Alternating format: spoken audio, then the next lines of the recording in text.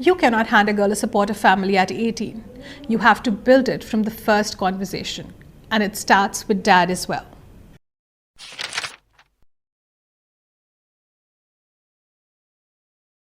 Hi, I'm Sakshee. Welcome to the Sum of Her Parts. This is a whole year of conversations about women's health, every stage and every part of her. And we are starting where it now starts for so many of our girls, earlier than we expected. This chapter is called The Talk Has Moved Up, because the conversations we thought we had years to prepare for about puberty, about periods, about bodies, about growing up is arriving sooner. For some girls, even at 8 or 9 years old. Today, we are going to talk about early puberty and what is really behind it all, and how can we actually start these conversations at home without fear and without shame. How important it is to be a family affair, dads included, and not just the mom. We'll also be discussing the skincare and the perfume trend reaching our very young girls, also known as Cosmeticorexia. Yes, there's a term for it. And we are going to be honest about the science. Where something is proven, we will say so. Where it is still being studied, we will say that too. What is real, not just what is being sold to us. To navigate us through this conversation, I have three ladies that I absolutely trust through their line of work. Dr. Diana is a gynaecologist. She is here to help us understand what is normal, what is early, when to get something checked. Dr. Natalia, she's an aesthetic and integrative dermatologist. She's here to talk about young skin, about the products ending up on our daughters' faces, and what is safe and what is not, and how it may affect her pubertal growth. And then we have Dr. Haneesha with us. She's a developmental pediatrician and an advocate for neurodivergent children. She's here to help us see all of this from a child's side, including how puberty lands differently for a neurotypical child and a neurodivergent child. So let's dive in. Let's begin. I'd like to welcome our beautiful ladies. Thank you so much for joining us. And we'll dive straight away into questions. And it starts with you, Dr. Diana. Let's just set the baseline here. What is the actual puberty age that is medically correct for a lot of mothers who are very inquisitive, because that's the question all around. Oh, okay. Yeah. Hello, everyone. Also, thanks for inviting.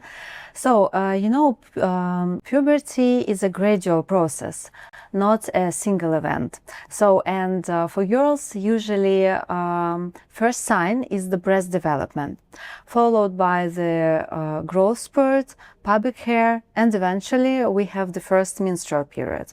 So usually for girls, it's age from 8 till 13. And the first menstruation usually starts after 2-3 years after breast development. So normally it's, I would say, 12-13 years old. But also we should remember that every child is unique also, and the development of every child has different phases also. So sometimes if even girl puberty is a little bit earlier, sometimes it's also normal, but we need to have a medical evaluation before to make sure. But what would be called technically early puberty or precocious puberty, as it is called? Yeah, precocious. So how can we define the time for parents who are just kind of wondering, is it normal or is it actual and early puberty? So basically, if we see that puberty begins before age 8, it's a sign already.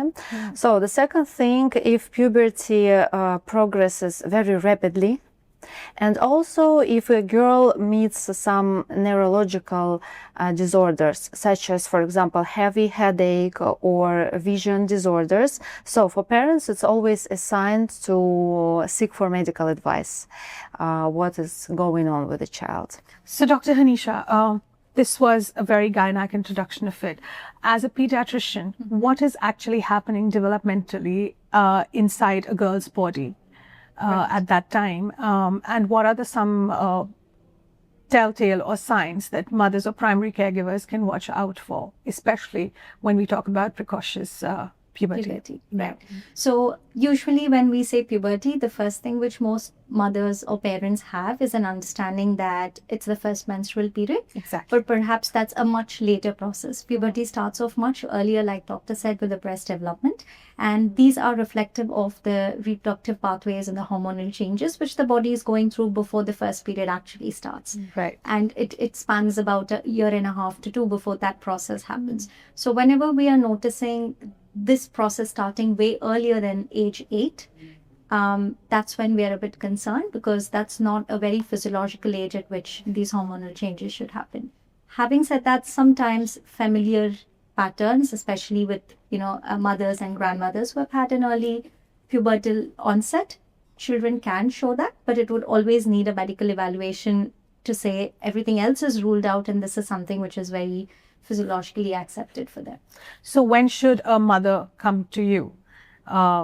What is the right time? Because I have seen, or at least the way that we have been conditioned, most of us are millennials here, and even the mothers who are watching us, most of us are millennials.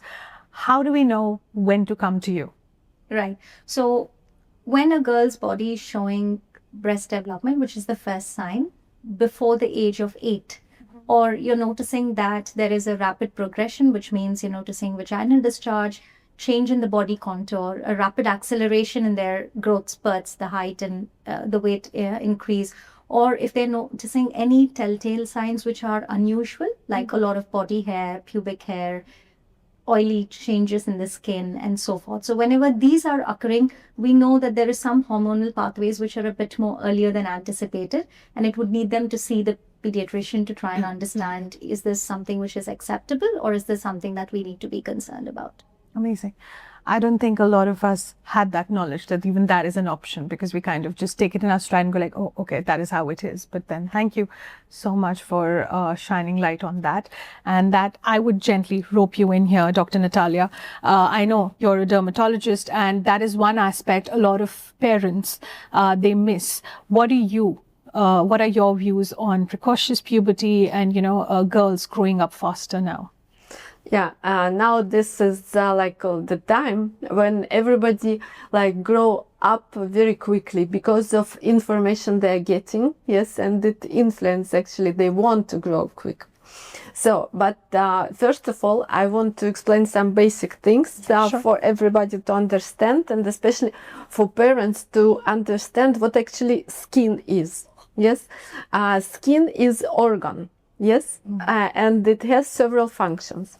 It is barrier function because it separates our internal everything of environment, and it is very important, right? So, like all ancient medicine and holistic, we think that all the body works as a whole one. Yes, this is not just combination of organs, tissues, cells. We cannot touch one cell, one reaction in the body, not influencing the whole body.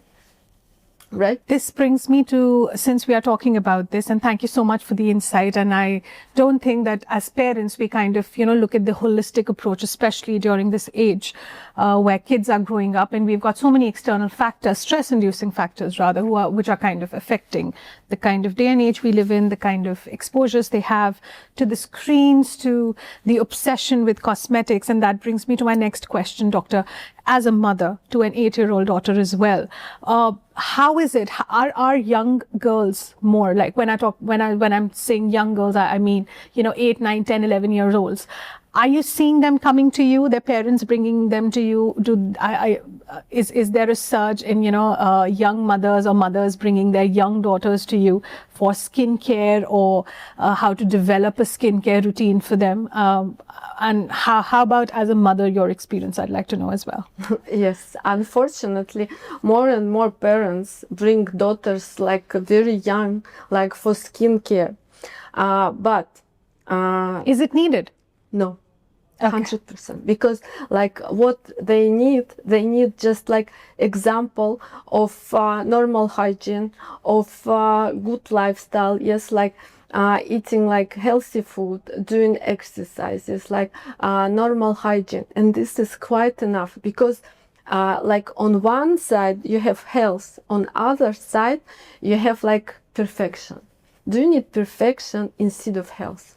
Like in healthy body there is healthy spirit, and when you're healthy you see yourself beautiful. But if you're not healthy, if you're sick, whatever you do with your body, with your face, you will never feel beautiful. You will never see yourself beautiful. Doctors, for both of you, we keep on hearing, and that is the whole point of this discussion today, that puberty as a growth has kind of, it has gone up in time, like, where we were seeing girls hitting puberty or starting off their periods at teens, they are now starting much earlier. How much of it is true? I'll start with you, Dr. Diana. How much of it is true? Is it true, or is it just a gimmick that is like right now happening around, what we see on our screens?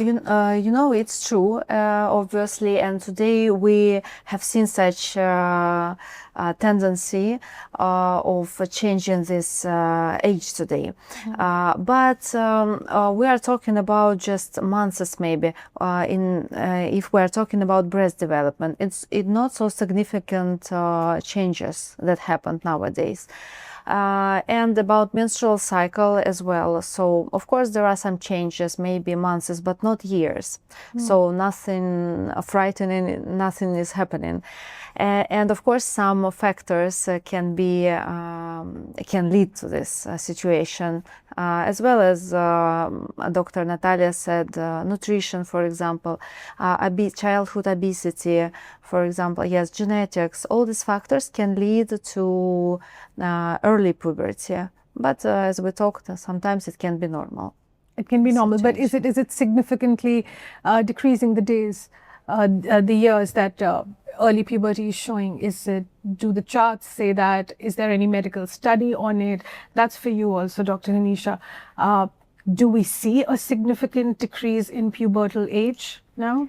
Not very significant. Like Doctor had mentioned, we are seeing, because the range is also quite, between 8 and 13. Yeah. Like you said, possibly at a couple of generations ago, it was more towards the later part, which is 12 and 13. Now shifting towards 11 and 12 or later 10s, which is still within the physiological range that we're seeing.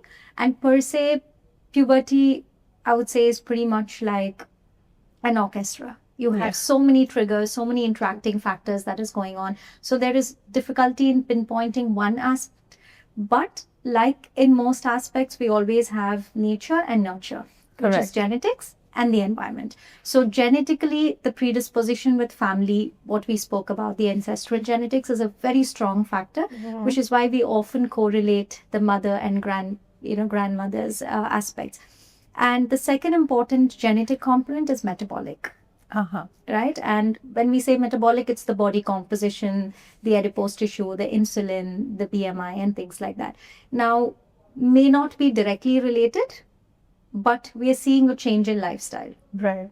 We're seeing screens, we're seeing sleep difficulties, we're seeing nutritional childhood obesity is on the rise. So though not very directly, but indirectly that's changing the body structure. It's changing the mechanics. So it's triggering different keys of these orchestra, which possibly are playing a key role in shifting towards earlier than the later part of this age groups. Amazing. You'd like to add something? I also wanted to add about genetics. Doctor was absolutely right about, for example, girls begin puberty at the same age, usually as mother, as well as menopause, for example, because they face menopause already at the same age. The genetics influences, they're very strong as well. And in terms of childhood obesity, also, of course, nowadays especially, it's a big problem, to be honest, for many girls. And sometimes if we see some metabolic diseases, it's just a small piece of the big picture of overall general health of a girl. Because as we know, obesity can lead to insulin resistance, and elevated insulin, of course, influence reproductive hormones.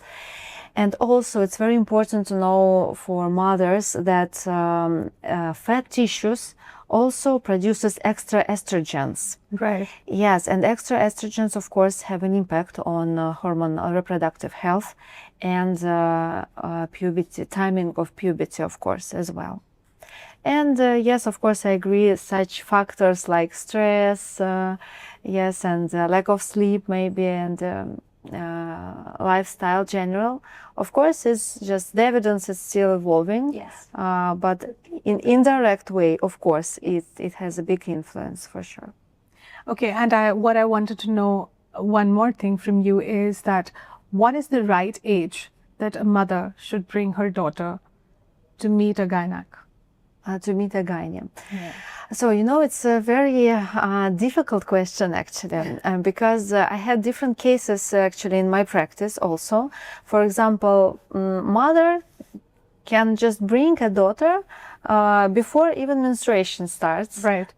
Just breast developing, just to talk, because sometimes mothers are embarrassed, maybe don't know how to talk, don't know what to say. It's normal situation. But do we have mothers coming to the both of you and to you as well to learn how to talk about giving their daughters, sons are not even touching that base, but how to talk about their daughters and how to discuss puberty or periods? Of course, I would say that nobody learn and teach mothers to do this. Of course, nobody. Mother and parents, generally, even fathers, can talk by themselves with girls because all of us pass this process, yes, and it's a natural process of growing up. Natural stage. So yes, nobody teach, of course, but I think that parents should talk small talk. It should be small, not big awkward conversation one day when a girl came and asked, "Oh my God, what is happening with me? Can you tell me?" I think parents should talk beforehand, like small talkings, and information should administer very small portions. Small portions, yeah. Dr. Haneesha, do you get parents talking to you about it, or moms? I'll get into the dad bit later on, but do you have mothers coming to you and asking your advice as to how and when should they start the talk? If so, I would say be honest, please. Yeah, with my work predominantly as a developmental pediatrician, I see a lot of children and families who are neurodivergent. Right. So in that case, yes, I do have a lot of families who come in around the pubertal and pre-pubertal age group being very prepared and being a lot more aware that this journey, though physiologically is the same, experience-wise is being very different for the daughters. Right. Especially children with autism or ADHD or global delays, intellectual difficulties.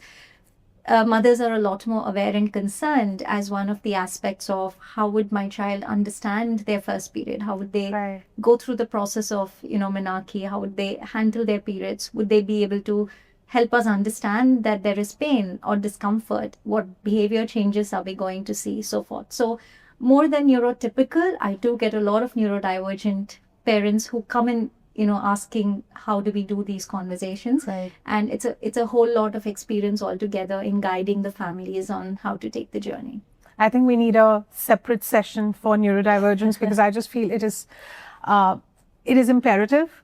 And having said that, it does deserve its own spotlight. But yeah, I'm sure that in comparison to neurotypical and neurodivergent, there is more preparation needed in the latter. But having said that, what is the age that you are seeing now? Like, because I feel that mostly all of us moms, we have been conditioned. I don't remember I had the talk ever given that you may experience such bodily changes, and then the next step would be periods, and this is what you're supposed to do. One fine day it happened, though I had an idea about it earlier on because of my friends, and they were already well into their periods, that I knew that something of this sort will be happening to me, but it never came from my mom. Is the scenario changing now? Yes, because one, it's a part of educational systems as well, where they're talking a lot about body, reproductive health, hygiene and things like that. And two, again, like you rightly said, I think with generations of us becoming moms, we are a lot more aware that this is nothing to be ashamed of or embarrassed about, or just hide it under the carpet and one fine day you'll figure it out. But we're being a lot more prepared in terms of helping them understand that this is a natural process. Be ready for it. These are the experiences that we are going to be having. And I think from your previous question, what is most important is preparing them when they are much more calmer than on the day of their first period. They're just overwhelmed. There's so much to, go through. So just helping them go shopping, when you're picking up your things, let them, feel the products, let them understand what are the different steps, understand how their body is going through. I think that makes it a lot more comfortable that, it's pretty natural, everybody goes through this and everybody has this. So I think the talk has to start as early as 8 to 9 years. Like she said, maybe not a big overwhelming talk, but small talks which, become a part and parcel of their everyday learning. Right. And can I add, please, also, I would like to add that these conversations are really very important because, it just helps to create very honest relations between parents and children. Why? Because, we just tell girls like body changes is normal, it can happen this first, second, third thing. But the most important thing that when this girl will face a real problem in her life, for example, and she will seek for advice, she will come to parents. And this is very important because she knows already that parents will support her. They are approachable, they are involved in conversation, they feel safe, and girls also feel safe. So they will come to you because this topics of body changes, it's not like women's secret or something like this. It's natural, and girls start to understand it. And in case of something, they will come to parents and ask you advice, for example, or help. On my experience as mother of 3 children, they learn a lot without us in internet, friends, whatever. And then they come to us already with some crazy stuff, but they know everything. Like you don't need actually now you don't need like to discuss with them from zero, from scratch. No, they come with crazy questions, and then you need to figure out how like to answer this like in proper way. That's it. But now with information, there's no problem. It's like a bunch. As a child psychologist, I really feel that, before they start asking the internet or the friends, it's like you and both of you rightly said that, small bursts of information, whenever you see them gazing at a product, maybe a sanitary product, or asking them, or maybe looking at, maybe when you're doing a lingerie shopping, what is it? Just those little conversations can help ease out what may happen as a big talk, maybe later on. But yeah, what you're saying is right. Dr. Natalia, I really wanted to know, we have a lot of questions that come from mothers that how significant is the role of perfumes, fragrances, like all of these wonderfully smelling shower gels and shampoos and cosmetics. Are they in any way related, or can they bring the onset of puberty earlier? They are not like what we use, like for what we have for everyday use. They're not so powerful. But if, as I told you, yes, as basic, if this is already almost full, even like one-time use of something extra can lead, yes, to move into some other stage. But for healthy, like we are designed for this world. Our body is very powerful, our immunity is very powerful, and we can handle like small intoxications easy. But if it is small intoxications, so for sure we cannot avoid like perfumes, we cannot avoid shampoos, but we need to watch, yes, and better we trust some already like famous brands, or we go for some organic products, but we need to be aware what is inside. Like we need to read the small, things. The fine print. Yeah. Yes. Yeah. So Dr. Natalia, when can mothers stop using the baby shampoos? Because a lot of girls now, including my own daughter, she wants to now use the grown-up stuff. She says yours smells better. And why am I still subjected to the baby shampoo, the baby conditioner, the baby moisturizer, the baby shower gel? So what is it is there a difference, and what is the safe age to introduce them to the adult products of, you know, shampoos and moisturizers per se? So there is no, in reality, like kids cosmetic and adults cosmetic, because this is just marketing, because the same bases are used. Okay, some brands, they do make them more pure, like less fragrances, like less conservatives, like things like this. But like in general, if you use baby shampoo, like it's gonna be the same effect, right? Okay. So and sometimes like some brands, they use even more chemicals in baby shampoo, like these fragrances, but fragrances can be very toxic actually. Right. But babies, they like some smells specifically made for them, yes, but they're absolutely artificial. So there are some organic, some brands for kids, yes, but as well they do for adults. But if you mix them, nothing gonna happen. You can wash your baby with your own stuff. There are some pure soap, yes, and you can actually make yourself like soaps, right? This you can say like organic, yes, but actually you can switch anytime. So, Dr. Natalia, as a mother as well as a dermatologist, which are those key ingredients or the fine print that we should be aware of not letting our kids buy? Because, you know, when they go to Sephora, and by the way, they have a name for it, it's called Cosmeticorexia. That's what they are suffering for, the teens, the tweens, and, you know, younger than that. So what are those things in the fine print that we should not let our kids buy? It is very difficult to give you the whole list, because it is very long, yes, but first of all, you should avoid any kind of anti-aging products for kids, yes. Then you should talk to them and explain them that this is something just they want to sell you, not gonna help you, okay? Even like all this makeup which they are selling now to kids, all these ingredients in makeup, I don't advise even for adults. I'm not talking about kids, yes. Their skin is still developing and not adapting to like environment, and skin is very important for the whole body. So we should not interfere in this process as much as possible. Okay, if they still want to buy something, okay, buy only like with good brands. Then like now there is trend like to go for this Korean stuff. There are very many very controversial, very like highly effective so-called ingredients which can really harm not only kids, adults as well.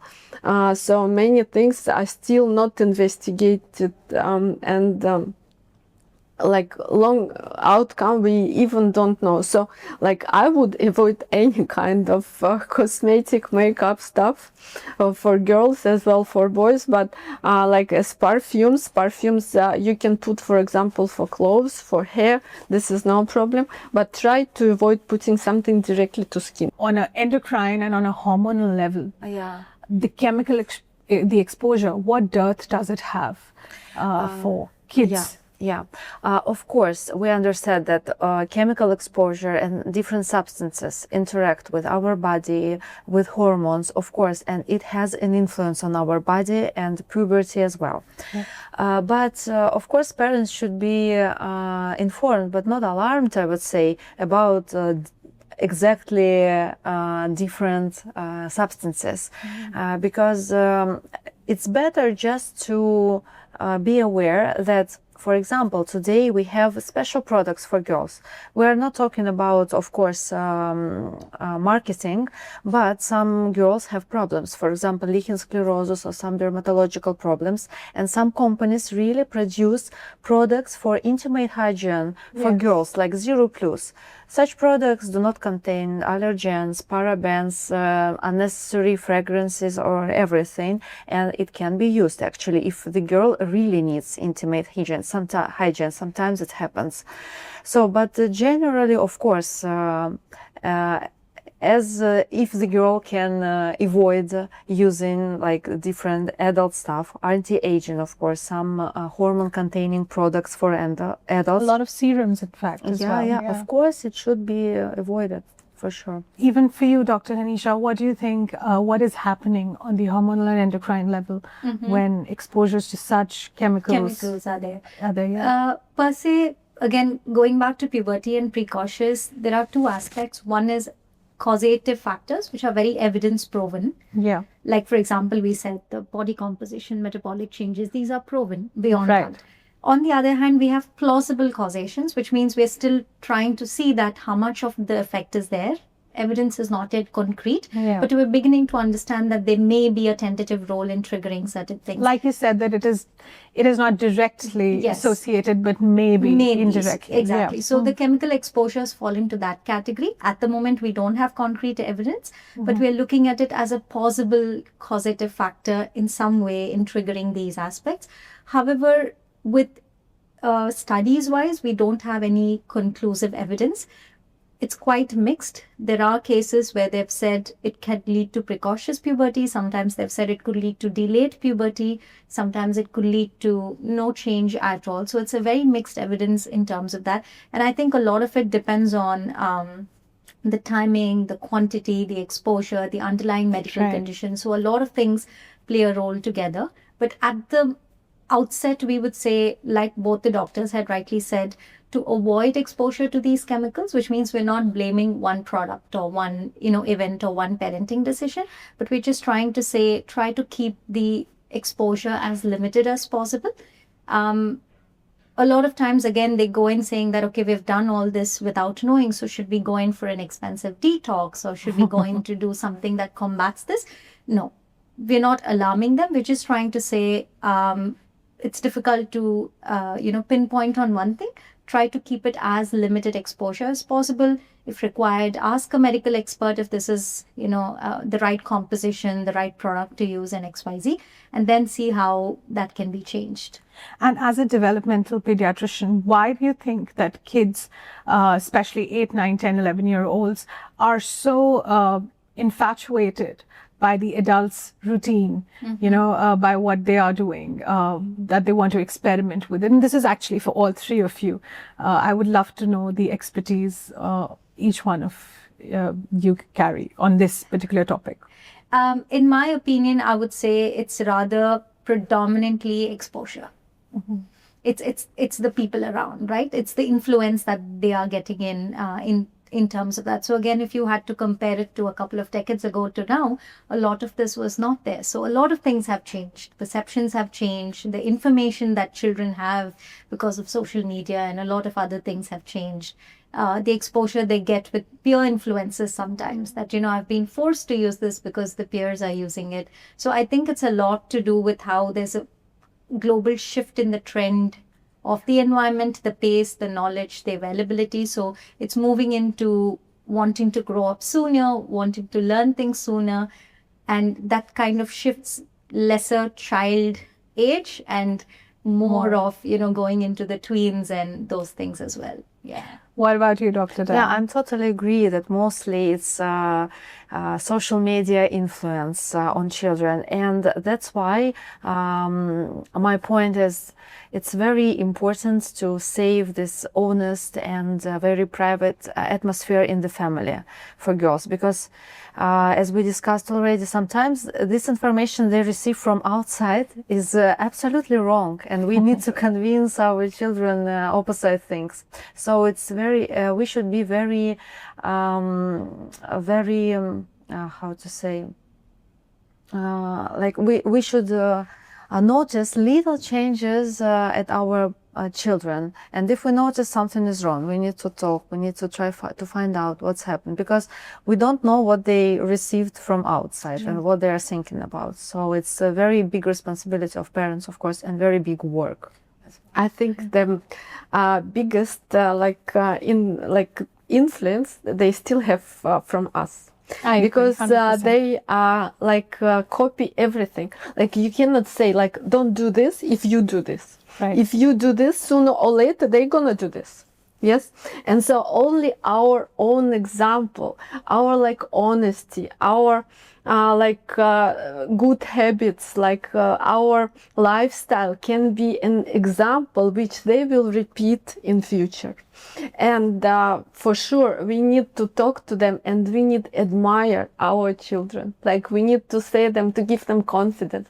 You are the most beautiful, and you don't need anything. And this is the best, what will influence your kids. I totally agree with you, because your inner voice, what you tell them becomes their inner voice. Yes. So health that is should prevail perfection.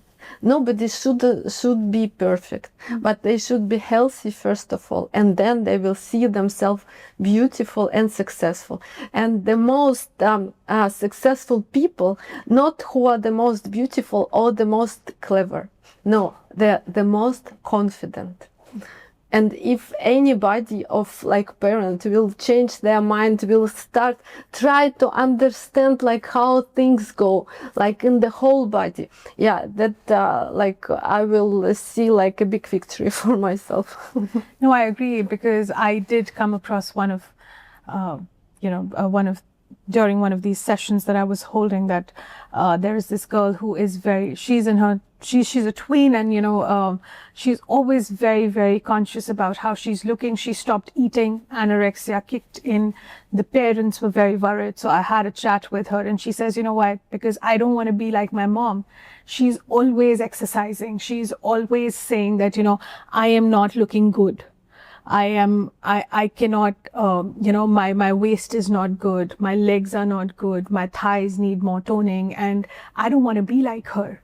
And so I'm going to be exercising and not eating from now onwards, so that I don't get used to eating, so that is what it is, that, you need to kind of see that they are noticing you as well. And whatever you talk about yourself that's the way they're going to have an understanding and a perspective about their bodies as well. So like what you said, that, influence, yes, but the influence actually starts within home first. Yes, because the only example of lifestyle which they really adopt, this is at home. The home. It's the home. The home, the peers, and then the society and the social. Talking about home, another important aspect that I wanted to discuss with all of you three wonderful ladies was how important is dad. I know Dr. Natalia has to leave. Dr. Natalia, before you leave, can you please leave the moms and the dads with one takeaway? If you want to say something to them as a takeaway from this conversation that we've had. Yes, from this conversation, I want to tell moms and dads to give more attention to kids, to give them a good example of themselves, how to behave, what to eat, how important to exercise, but yourself, don't do too much, because the way of perfection, this is way of suffering, not of happiness and health and self-confidence. This is the perfect combination for your kids to be successful and happy, because this is coming from inside. Outside will never give you this feeling. Thank you so much. Okay. So before Dr. Natalia left, we were discussing about how is family involvement important when it comes to puberty, not necessarily periods, but puberty, coming of age, understanding or questioning. I would like to know first from you, Dr. Diana, how important do you think it is that not just mothers be involved, but it should be a family affair where dads can come into the picture as well? Yes, for sure. It's a big challenge for everyone, for mothers and fathers as well, when their children grow up and face puberty period. So, of course, talking about fathers shouldn't be involved in menstruation and be experts in it, of course. But what children remember for 100%, if father was kind, soft, approachable, if he listened without judgment, if he could answer honestly questions about body changes, maybe if the girl asked. So this things girl will remember for all her life. And and I think that supportive father, of course, try to build a confidence inside of each girl, self-esteem. And in future, if a girl will really face some difficulties or problems, or she will seek not medical advice, of course she will come even to father, because girls needs men's support, of course, father's support. So it's very important to build these relationships from the beginning. Yeah, and I also feel that, like we discussed earlier, that for children, they watch how parents are behaving, how people around them are behaving, and it is important for them to set that, for us as parents, to set an example, right? To be kind, to be open to discussion, or at least coming in for it. Yeah, they shouldn't feel embarrassed, frightened inside the family. This is the first point. They should... I think the father's role to pitch in there predominantly would be from a reaction perspective. Right. I think for a young girl, that's where, they understand that based on the dad's reaction, am I feeling this as a natural process and I'm confident, I'm comfortable, I have emotional safety, or am I looking at something that I need to be secretive, ashamed of, fearful about, and things like that. So I think that's where not just fathers, but like you were saying, boys, if there's a sibling in the house, a friend of a child, who's going through pubertal changes, I think it's very important to build in those conversations. I do remember as, during school days, we used to have these sessions about periods and things like that, where the girls alone would be taken to a separate class, and then you would have a demonstration and things like that, where boys would be left out, and they're like, what was happening? So I think now times have changed, where it's going to be a whole group session where even boys need to understand about reproductive health, being a part of, the journey. Because at the end of the day, although the dads are not going through the same experience, they're creating a house where menstruation and reproductive health for females and, girls is something which they would always be a part of. So I think having those open conversations just makes them feel more comfortable and gives them that safety net altogether. And how do you think fathers or families can be included? Because the whole point of us running the Sum of Her Parts as a campaign was to kind of, cement that belief that it's not the woman's journey alone, or it is not the girl's journey alone. And the family can be the husband, can be the father, can be the brother, can be the friend, relative maybe. It's their responsibility as well. So this is what I would like to know, that, how can fathers do their bit? We'll start with you, Dr. Haneesha, since you're the, developmental, pediatrician. Also in cases, I just want to briefly touch, also in cases where neurodivergence is concerned, how can the parents, both of them, can play a role? I think being on the same page is very important, which is the golden rule of parenting in any form. So in the same way, I think, fathers or men in the house playing that role becomes very important, being on the same page and helping the girl understand right from the fact that these body changes are normal, going through visuals together, going through videos together, helping them with shopping the supplies and things like that.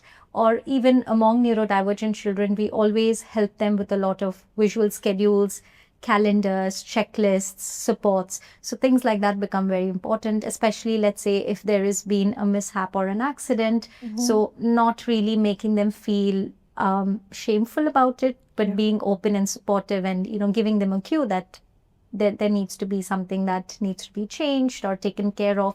So I think those conversations is what we are, expecting. And that's how we're building that net of not having to be secretive about things, that it's a natural process and everybody is equally involved in the whole thing.